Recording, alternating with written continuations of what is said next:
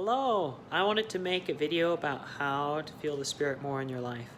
And most of us, we can think back on times when we felt the Spirit with us so much and we were having promptings, impressions coming to our mind, new ideas being opened up by the Spirit, Spirit bearing witness to us like we knew, right? But then there are times when it feels like you go so long without the Spirit bearing witness to you, right? So how do you have that blessing of the Spirit being with you as a constant companion? Because President Nelson promised us that those who do what it takes to have revelation will have the blessings of the manifestations of the Spirit daily in their lives. So how do we need to do that? Well, I have something that I have seen has really brought the power of the Spirit into my life. But first, I want to tell you a little story. So imagine there are some kids in a family, and the parents say to them, okay, kids, if you get all your chores and your homework done, then by dinner time, then afterwards, we'll go out and we'll get ice cream, okay? So parents tell them that, but the kids, they don't really do it. They look around and they're like, oh, well, my other friends in class, they're not doing it, so I won't, and I won't get all the homework assignments done, or, this other kid, they're not doing their chores, so I won't. And then dinner time comes. And then after dinner, they're like, okay, time to go out for ice cream. And they're like, no, we're not going out for ice cream. And then they say, you lied. You said we were going out for ice cream. You said we would get this, and then you don't give it to us.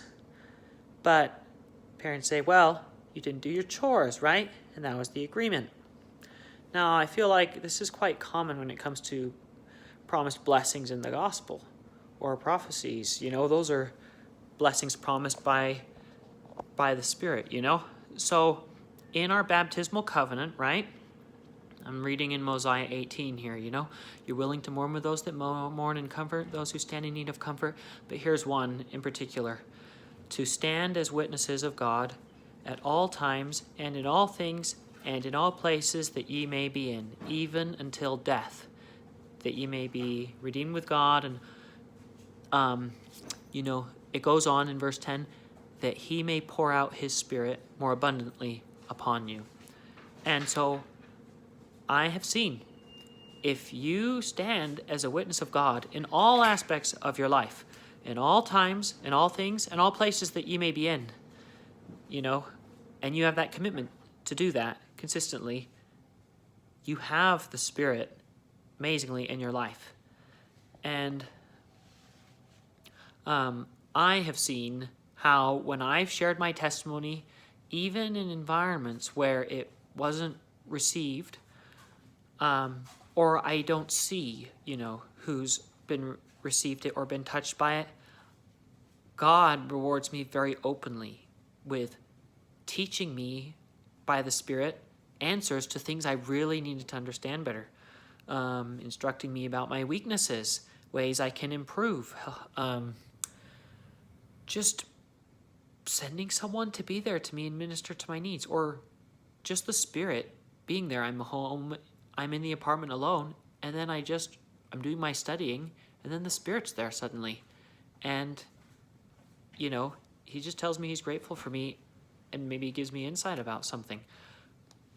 But so people can say, well, how come I don't have the Spirit in my life? And, well, the church isn't true. I'm not feeling the Spirit, and I feel so alone. And all my past spiritual experiences, just humbug. I must have made those things up. And besides, I want to be cool like my other friends, so I just kind of want to be done with all this spiritual stuff. But that's not. You can have the Spirit in your life powerfully if you are willing to stand as a witness of God at all times, all things, and all places. And I testify to you that there are spiritual gifts waiting for you that you don't even know to imagine yet. So if you are one of those kids who looks out and you're like, everyone else in the world, it's so strange. Everyone's just worried about getting attention on them, trying to become higher social status. They're all worried about these different things, and why is everyone worried about those things? Like I thought the gospel was what it's about. Well, you just testify of God, and here's the commitment. So this is the commitment I said I was going to give. For the next 15 days, find a way to share your testimony each day.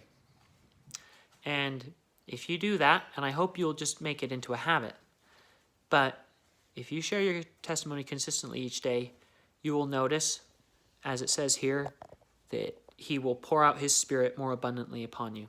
And I love how God promises, I, the Lord, am bound when you do what I say. But when you do not what I say, ye have no promise. If you don't get your homework done, you don't get the ice cream. Sometimes he still blesses people with spiritual experiences, even though they're not fulfilling their covenants. He's quite merciful. But if you do your part, you will be amazed how well the Lord will reward you and be grateful for you. And he'll strengthen you. He'll give you even more testimony and more experiences so you can share those experiences as well. And so please know, whoever's out there who wants to feel closer to the Spirit and maybe wonders why others don't take the gospel so seriously, stand as a witness of him at all times, all things, and all places. Jesus told, do men light a candle and put it under a bushel? No, they put it on a candlestick, right? What happens if you light a candle and then you put a bucket over it? Right? It asphyxiates. Not enough air, it goes out. If you want God to let you know that he's the creator of the universe and the plan of salvation is real and there's life after death and it's true, like, wow, like, who would have thought? It's true. You have to be willing to share it. But you'll want to share it. If you know it's true and you care about others, then yeah, you're going to want to share it. And as you keep sharing it, that's the thing. You're afraid that if you take the bucket off your candle, someone will come and blow it out, or they'll be mad at you, But the wonderful thing is that if you let your light shine, God makes the fire grow brighter. He'll give you things to strengthen your testimony. Now, I'm not saying to share your testimony and just say it until you believe it's true. Like, I'm assuming you already remember spiritual experiences. But go out and share your testimony for 15 days. It can be a simple way. You could say, someone's telling you about something difficult, and you could say, well, have you tried praying about it? I know for me, when I pray about problems, it's often surprising how God answers me. There, you shared your testimony. And it wasn't like you got up to the pulpit and shared your testimony. You just shared it in a simple way, right? Or just, hey, I had this experience and this, or I was studying the scriptures and this, and I remembered this.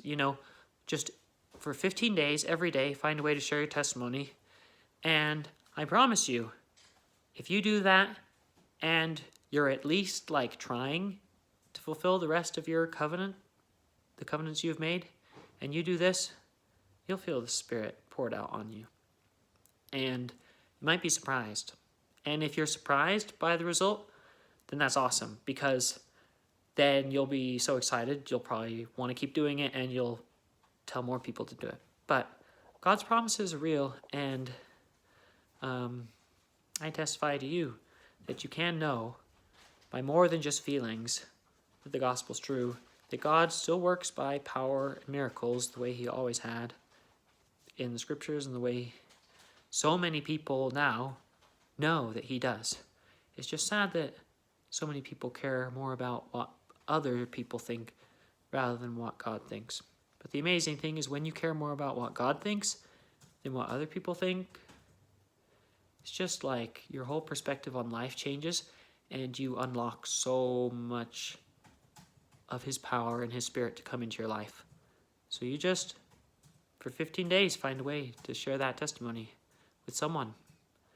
Or, invite someone to pray, share a scripture you thought about, or, hey, sibling, do you want to read scriptures with me? Something. Be creative. Share it on social media.